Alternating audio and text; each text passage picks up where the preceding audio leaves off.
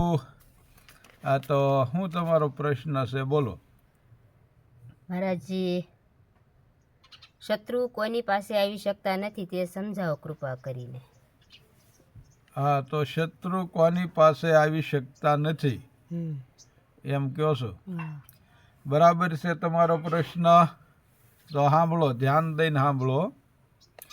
જે મહાન શક્તિધારી આત્માની પાસે કામ, ક્રોધ, લોભ, મોહ વગેરે શત્રુઓ આવી શકતા નથી. સમજાણું? બીજો કોઈ પ્રશ્ન હોય તો કયો. મૌન એટલે શું તે સમજાવો. મૌન એટલે શું? જે શુદ્ધ ચિદાકાશ સ્વરૂપમાં આ મન ન હોવું એ જ મૌન છે. સંસારમાં એમ માનો કે રાગ, ઋષિ, ભ્રાંતિ ન હોવી એ જ વિદેહપણું છે. માટે સ્વયંનો અનુભવ કરો. એટલે કે સ્વયં એટલે પોતે, પોતે એટલે નિજ, નિજનો અનુભવ કરો. બરાબર. હા, શુદ્ધ ચિદાકાશ સ્વરૂપમાં મન ન હોવું બરાબર. એનું નામ મૌન. બરાબર. તો પોતાનું પૂર્ણ સ્વરૂપ કયું છે અને સંસારનો તીવ્ર ભંગ કઈ રીતે રોકી શકાય? પોતાનું પૂર્ણ સ્વરૂપ શું છે અને સંસારનો તીવ્ર વેગ કઈ રીતે રોકી શકાય?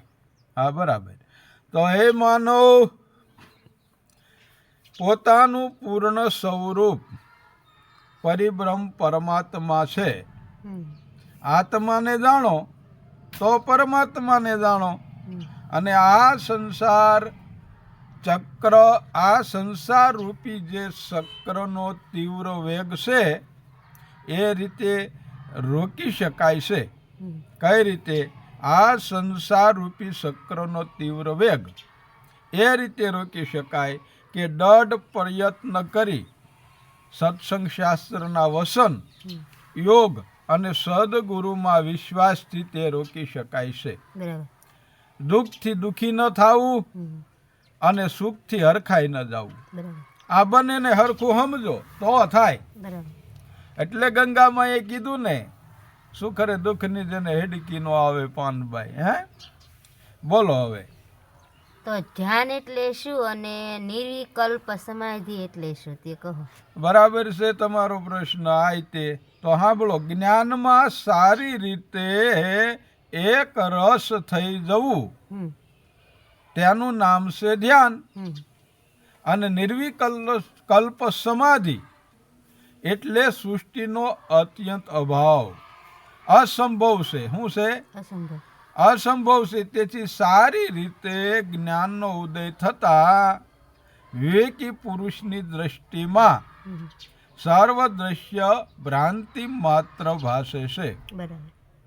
જીવન મુક્તપણાનો ઉદય થવો તે જ સાત્વિક રીતે નિર્વિકલ્પ સમાધિ કહેવાય છે.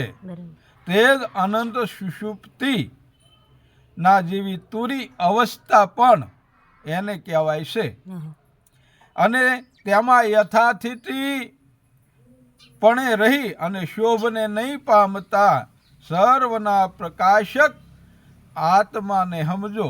સર્વના પ્રકાશક આત્માને સમજવો જરૂરી છે. બરાબર.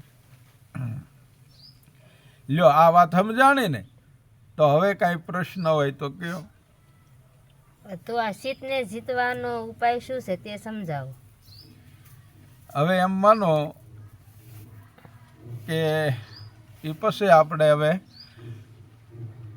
આ બોલો. સત્ય સનાતન ધર્મ જય સ્વયંભૂ. ઓમ નમો નારાયણ. જય ગુરુદેવ, જય ગુરુ મહારાજ. હર હર મહાદેવ.